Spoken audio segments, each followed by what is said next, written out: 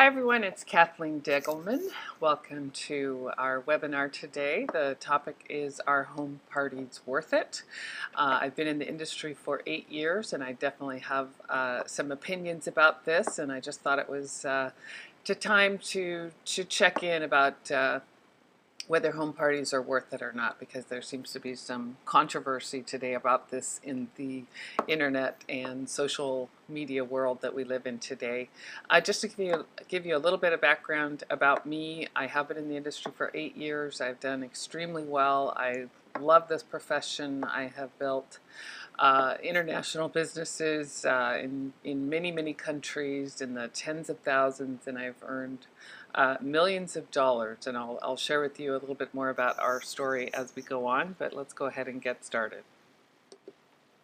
So, as I just said, that there's a bit of controversy about home parties right now, and if you look at this picture, that kind of tells you how some people feel about them, and a lot of people are referring to home parties as traditional or old school or offline, and the implication is that with the new modern way of doing everything online, that home parties are passé, and I just want to share with you my thoughts on that. So, are home parties really worth it? There's a lot of people saying that we don't really need home parties anymore, and what I just want to caution you about that is pay attention to the person who is saying that. What are they promoting when they say this? Because unfortunately, there are a lot of internet marketers and social media gurus that are bashing the traditional methods that we built the business with. But the reality is, even though it's traditional, and even though it's the way that it's always been done, this is still an incredible tool in our toolbox. There isn't just one way to build our business, and so you want to ask yourself, how do you want to build it? Do you want to build it with the traditional methods? Do you want to do it with all the new online tools that we have?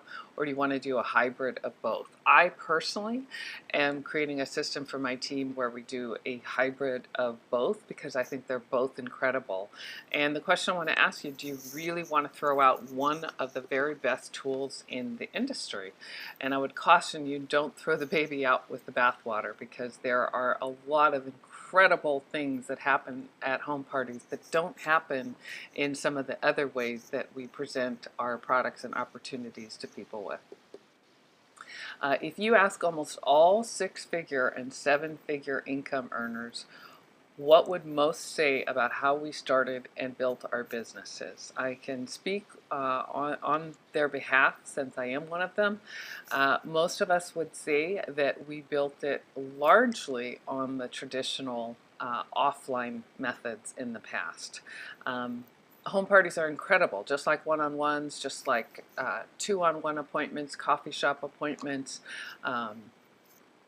Home parties are great. Online webinars are a great way to do kind of a different version of a home party. And of course, the internet and social media have changed our world. So it's definitely a great skill to learn. I love and embrace all of the new online tools that we have.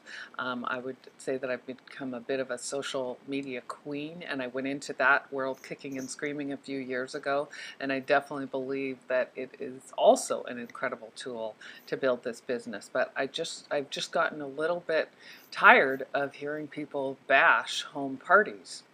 And the truth is, most teams are made up of people who won't build a huge online presence. For many people, it's just too new and different. And just like building a huge network marketing business, it takes a lot of work. And one of the great things about home parties is that everybody can do them. And before we go into a little bit more about the specific benefits of home parties above and beyond anything else that we can do, I just want to draw two distinctions between active marketing and passive marketing. Active marketing, these are just examples of active marketing. Active marketing is when you're going for 20 no's per day or 20 no's per week. You're reaching out to 5 prospects per day on social media. That is an active activity. You're hosting home gatherings. or you're attending home gatherings. You're picking up the phone and you're prospecting your warm market, or you're walking into, say, the owner of the dry cleaner, and you're prospecting him. That's prospecting to your cold market. Another active marketing activity is attending networking meetings. And then, of course, we've got the one-on-ones, the two-on-ones, the coffee shop appointments, the three-way calls with your upline, and then all of the follow-up calls that you do with the prospects that you're working with. So those are all examples of active marketing. Here are some examples of passive marketing, and I am not drawing any distinction in terms of good, bad, right, wrong, between active and passive. They are both great activities to develop, and they're both great activities to learn and to implement. So here are some examples of passive marketing. Posting inspirational quotes on your Facebook page, or your Twitter or Instagram or Pinterest. Posting product information. If you are representing a skincare line, you might be posting before and after pictures. If you're representing a service, you might be posting customer testimonials. Posting lifestyle posts. These are all examples of passive marketing. You're putting something out there, and you're hoping that you're putting something that provokes curiosity and creates a desire on the behalf of the person who sees it to contact you and ask you. There's a big difference between that and active marketing. Another passive marketing activity is blogging and building your list so that you have someone to blog to. Passive marketing is all about providing value to the community. We don't want to just be putting stuff out there that is equivalent to spamming. And the look at me, look at me, look at me, look at me types of posts really don't work. People just gloss over that, and they get tired of hearing about it. So these are definitely skills to learn. But they're not for everyone. Like I said earlier, not everyone is going to build a huge online presence. It does take time, it does take work. I personally love passive marketing. I love what I have learned and what I have created through social media. I think it's a great tool, but I think sometimes people go into social media marketing, or more the passive marketing side of things, because they don't really want to pick up the phone, and they don't really want to host a home party, and they think they can kind of do it by hiding behind their computer, and that just simply isn't the case. These are great tools, but you still have to make real connections. I have sponsored over 70 people in the last year or so via social media avenues, probably mostly Facebook. And a few of those people have actually just signed up on their own, but sooner or later we have engaged in a phone conversation. And if it's somebody that you really want to connect with and you really want to build a partnership with, then it is going to take talking to them. It is going to take more of the active marketing steps to create that relationship. All social media does is it just gives us more venues, more opportunities to make those real connections with people, and that's what we're after. You know, you can have 25,000 likes on your fan page, or 100 people, you know, watching your blog, but if you're not connecting with them, if you're not developing those relationships, then what really is the value in that? So let's go back and talk specifically about home parties. These are some of the things that I love about home parties. They're really quite easy. There's a formula, a format, a script that your company, your upline would be recommending that you do, and they are very doable for most people. The thing that stops people from hosting home parties is fear, and you as their upline want to help them work past that. What I teach is that as the sponsor, you want to be helping a brand new person to do their first 2 home parties, and at the 3rd one, you're really there to be a guest and to provide moral support, but they really should be hosting most of the home party by the 3rd time. But to really help somebody get started, you want to step in the beginning and help them work past that fear. Another thing that I love about home parties is they are extremely duplicatable. If you really want to launch a local area, get going with your own home parties and help other people to do the same thing. They are it's one of the fastest ways to create momentum in your local geographic area. Another great benefit of home parties is it gets you or a brand new person in the game. You don't want to, if when somebody comes into your business, you don't want to wait a month, 2 months, 3 months to help them host their home party. They're never going to be more excited about this than they are in the very, very beginning. So help them to do a home party right away. It helps a new person to experience success, because if you help them, teach them how to invite and help them invite enough people, they are going to have at least some people who want to be a customer of their product. So it's a great way to start a new business. And if you've been building your business for a while, it's a great way to jumpstart a business too. The top income earners, we always go back to the home parties. I mean, I had a mentor tell me years ago that the answer to every problem, to every situation, is to have another home party. And there's a lot of truth to that. And then in today's world, a home party doesn't necessarily have to be in your living room. It could be in your neighbor's living room. It can be an online webinar too. It doesn't all have to be physically taking place right in your home. We'll talk more about that in just a moment. The other great thing about home parties is these are skills that are very easily learned. And we'll go through what I think is the best formula for a home party. Who is the most important person you sign up every day? I had a mentor who's done extremely well in this industry say that to me years ago, and it stayed with me. It really resonated. And when I go to a home party, or I go to a corporate event, or I go to a training session, I'm always reminded, I know it's a great event when I leave and I think, I would sign up all over again today. So you are the most important person that you sign up. And how do you sign yourself up every day?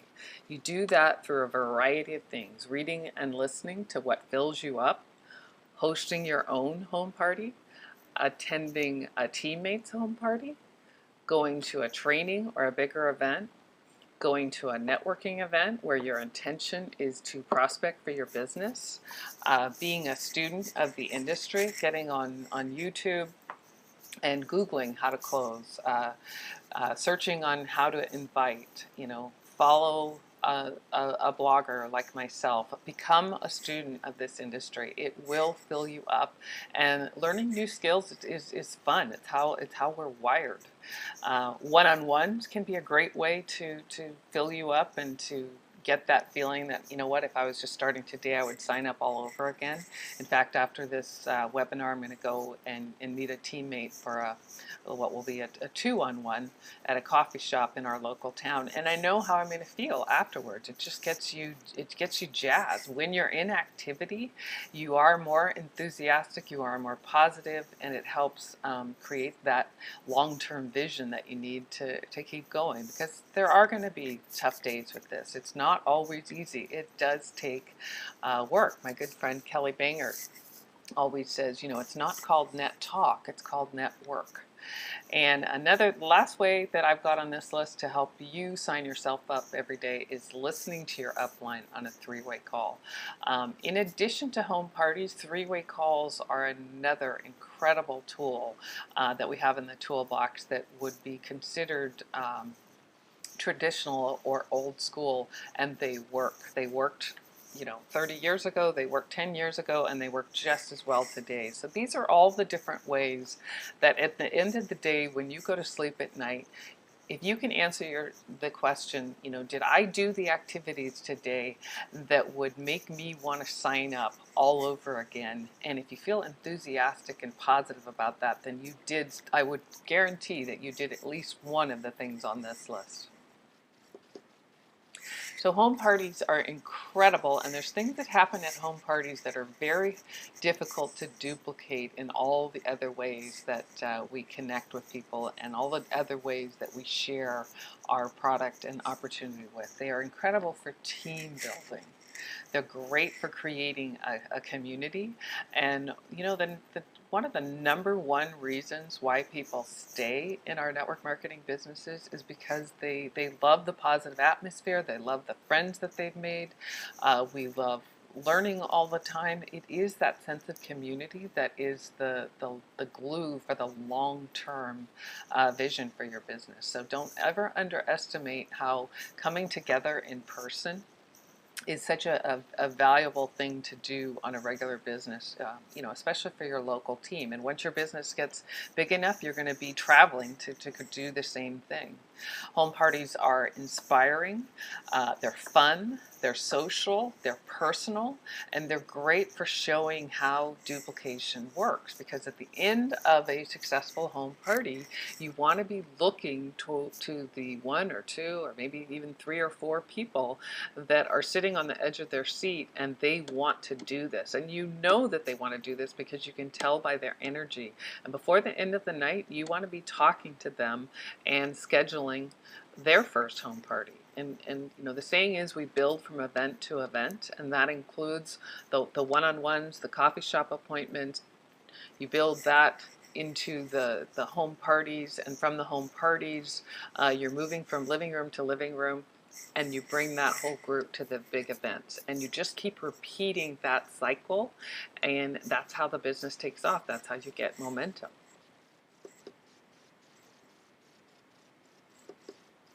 So what doesn't work? What creates that blah, blah, blah, blah? I've heard this before. One of the biggest mistakes people make in their business is they become the person, they tell their team, every Tuesday night, we're going to have a home party at this location. I'll do the presenting. I'm not going to invite enough people, so I'm counting on you to bring people. And that just doesn't work. It's boring. It's not inspiring. It gets old. And another mistake that people make is they host 1 or 2 home parties and they never do it again. This is not something that you have to do all the time, but it is a great way to jumpstart your own business. But ideally, you want to start, if you're just getting started or you're helping somebody to get started, help them do their first 2, 3, 4 home parties, and you're looking for at least a couple of people that you can now move to their living room. And whenever you feel like your business is a little bit flat, or you just want to go at a faster pace, host another series of your own home parties.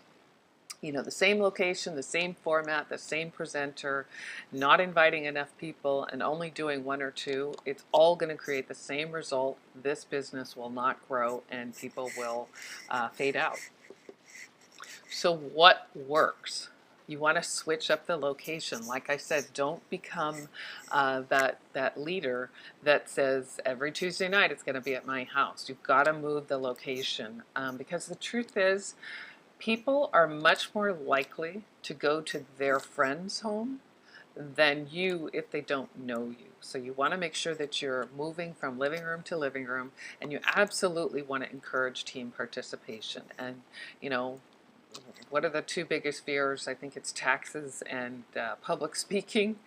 Public speaking just takes practice. It just takes effort. And if somebody is really afraid to speak in front of a group, even in their own living room, make it easy for them. They don't have to stand up in front of the room. They could stay seated in their chair. Give them something really easy to start with, and then the next home party, they do that easy thing, plus they do one more part of it. And ideally at a home party, you've got a couple other teammates who are in the trenches with you, and you want to encourage their participation. Don't be the one that does all the talking.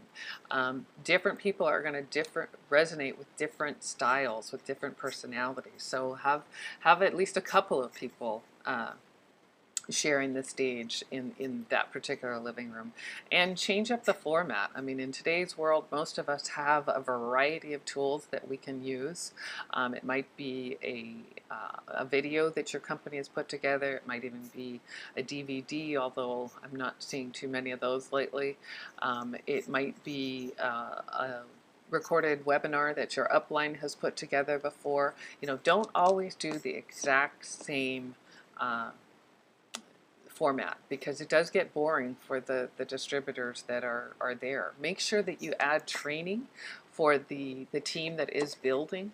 after the opportunity part of the meeting so that they know that when they come, they're going to learn something new. And it doesn't have to be something that takes you hours to prepare. It could be 10 minutes on how to invite, 10 minutes on how to close. You know, it could be a little quick mastermind strategy session on creating a blitz day for that week. What works is taking ownership of your business. There is a completely different level of accountability between the statements. I am going to host a home party one night a week for the next 3 weeks. I'm going to invite at least 20 people to each one. I will follow up with the people who don't come to the first week and invite them to the second week. And if they don't come the second week, I'm going to invite them to the third week, because then people are going to know. Take all of that versus my upline is having a party next Wednesday at her house. If I get around to it, I'll invite a couple of people and I'll go. Which one is taking ownership of their business and which one is going to have the most success? And another thing that works is teaching your team how to host home parties. Like I said, you cannot be the person who always has it in their home and does all the talking. That doesn't duplicate. So these are some of the necessary skills for effective home parties. How to invite, and there's 2 phrases that I really want you to remember. Most people ask, are you interested in learning more about this? And you know what? The truth is, people are so busy, they might really not be all that interested. But when you ask them, are you open to learning about a new way to make income with me on the side that won't interfere with what you're already doing? Are you open? Nobody wants to say, no, I'm not open. Nobody wants to say that. Think about it. It doesn't feel good. We don't want to say, no, I'm not open. I'm actually closed. Most of us, when asked, are you open to something, we'll say, yeah, we're open. So that just gives you that wider space to share what you have going on. And another one is when you invite them to a home party and they say, yeah, I'll be there. You want to follow up with, can I count on you? I've got 10 seats available, and I really need to know that you're going to be one of the 10. Can I count on you? Nobody wants to be somebody that can't be counted on. So are you open and can I count on you are 2 tips for how to invite, and I'll do another webinar here soon that goes much more into in depth about how to invite. And another skill is just how to invite enough. One of the biggest mistakes people make when they're first getting going with home parties is they don't invite enough people, and they invite by email, which also doesn't work. So you want to pick up the phone and call at least 20 people. Typically, the way the law of averages work with this, if you call 20, you're for sure going to have at least 5, and 5 is a great number for a home party. 5 to 8 is a great number for a home party.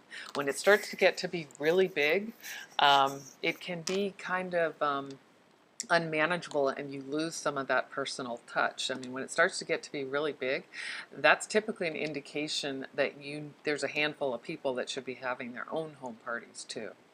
Another great skill is how to close. You know, we are leading people to a decision, and people are looking for us to share what we think they should do. And sometimes we overcomplicate this by giving people a lot of choices. So when you close, make sure you are leading people to a decision that is really simple. Ask more questions and listen more than you talk when you're asking those questions. And what's the types of questions that you're asking, you're trying to draw out in somebody, you know, potentially what their health issues are. If you're in the wellness wellness business, you also may be asking them about, you know, their happiness levels, how they like their current jobs, what do they do for fun. You're looking for those opportunities where you're going to be able to provide a solution for whatever it is their issues are. And what I have found is if you give people a chance to talk, they will share with you pretty quickly whatever pain is going on in their lives. That might be financially, it might be health-wise, but it's typically what we can pretty quickly come to when we're asked to share what's going on with us. So Another great skill to learn for an effective home party is how to project enthusiasm. And this is something that you can do based on your personality. I am not the person that's going to be doing cartwheels from the stage. It's just not my style. But when people talk to me, they know that I really believe in this industry, that I believe in my products, that I love the experiences and the lifestyle that I've been able to create. So gear how you project enthusiasm to what works for your personality. I tend to be a little bit more reserved, so like I said, I'm not going to be that person that's jumping up and down and shouting and screaming, and there's nothing wrong with that. There's plenty of people that that resonates with, but I'm looking for the people that resonate with my style.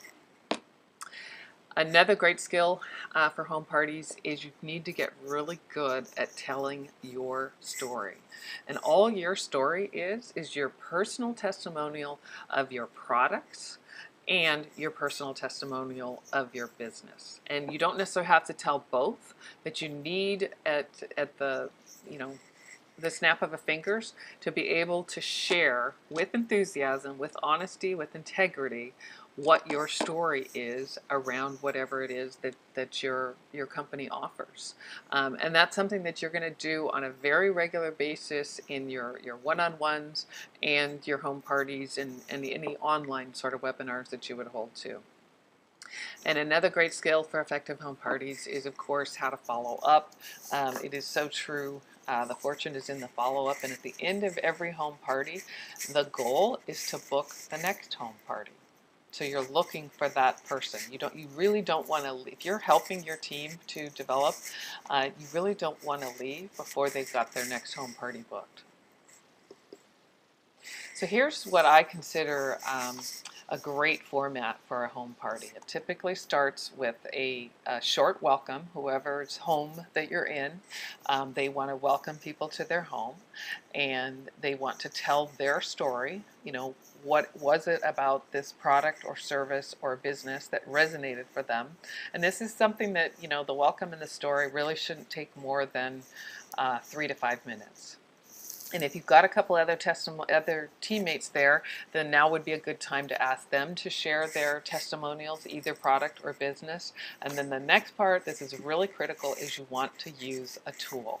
You want to be able to point to a PowerPoint that's available through your company, or maybe an online video that your upline has created. It might be a recorded webinar. It might even be a DVD. But the bulk of the meeting is not you talking. It's pointing to a tool.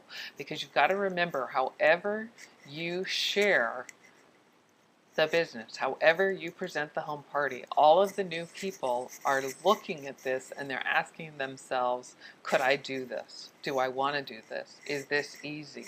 So if it takes you 2 hours to do a home party, a lot of people are going to be sitting, even the people that are positive will maybe thinking, I don't have this kind of time. So it's got to be short. It's got to be peppy. There's got to be some energy, and it really shouldn't be longer than about 30 minutes. The ideal home party is about 30-40 minutes, and then that leaves 20 to 30 minutes for socializing and connecting and signing people up afterwards. So after you use the tool, and again, that is the bulk of the meeting, then you want to do maybe like a quick show and tell of the products or the comp plan.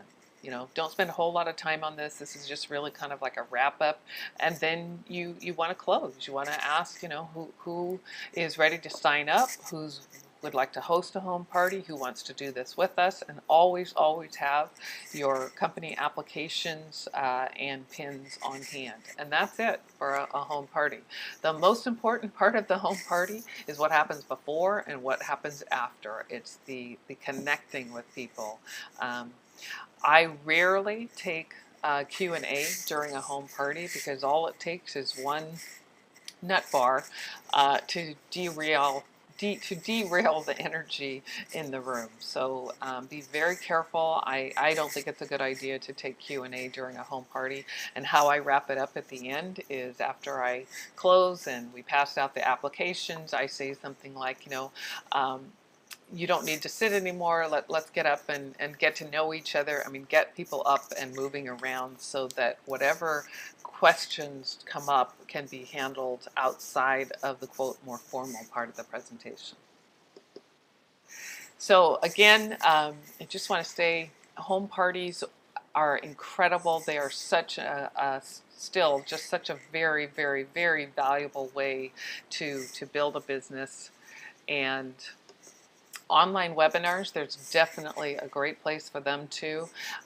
You can I actually just did an online webinar for a team in Canada last week, and how an online webinar works is it can be the same format as a home party. It's just that you, the host, are not in the living room. You're being projected over the computer or the TV screen. So they really can be run very, very similarly. And online webinars are great when you want to bring in your upline, or there's somebody who's remote and you want them to be part of your home party.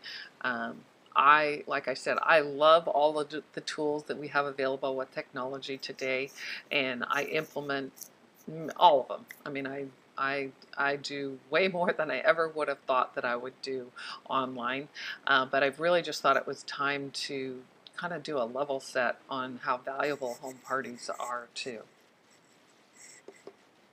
So I've got a question. I know there's somebody out there that is saying, I really, really, really don't want to do home parties. What if home parties just really aren't for you? Then I want to encourage you to do what resonates for you. Maybe you love one-on-ones. Maybe you love home parties. Maybe you don't. Maybe you love picking up the phone and making 20 phone calls a day. Maybe you're great at using your upline for three-way calls. Maybe you love the online world and you're great at putting together online webinars for your teams that are remote. Maybe you're the social media king or queen, and maybe you're a great blogger. Do what resonates for you, but the key is in the doing of it. You can't talk about this business and think that it's going to happen. But I'm not here, I didn't put this presentation together to tell you that you have to do home parties. If you really, really don't want to take advantage of just it's just a tool in the toolbox, but if it's not for you, then just choose what you're going to use to foster that same sense of community. I mean, you have to do something. All I'm here to tell you is that home parties are a great tool in the toolbox, and they are an incredible, valuable resource for you and your team still today, even in this online world. The key to winning this game, it comes down to one thing: how many people see your presentation? And all home parties are just a great way to leverage your time. So I hope that you treat this like the million-dollar business that it is, and that you act like a business owner. And I was thinking about this slide. I'm in this gal in the hammock. She looks like she's on vacation. She looks like she's having a great time.